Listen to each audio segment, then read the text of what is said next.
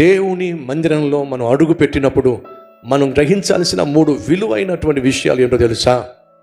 నీ కొరకు నా కొరకు క్రీస్తు ప్రాయశ్చిత్త బలిగా అర్పించబడ్డాడు.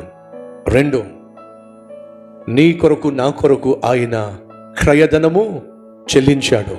3, నువ్వు నేను చేసిన పాపములు పరిహరించబడినాయి.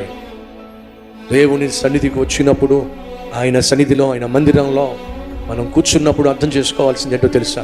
ఈరోజు నేను దేవుని మందిరానికి వచ్చి దేవుని బిడ్డగా నేను దేవుణ్ణి ఆరాధిస్తున్నానంటే నా కొరకు మొదటిగా క్రీస్తు తాను పాప పరిహారార్థ బలిగా అర్పించుకున్నాడు. 2, క్రీస్తు నా కొరకు వెల చెల్లించాడు. 3, క్రీస్తు నా పాపములు క్షమించాడు. కాబట్టి నేను దేవుని సన్నిధికి రాగలిగా. ఇక్కడికి వచ్చిన నువ్వో, రక్షింపబడిన నువ్వో ఒకరోజు నిత్యము దేవుని సన్నిధిలో కనిపించబోతున్నావు, నివసించబోతున్నావు.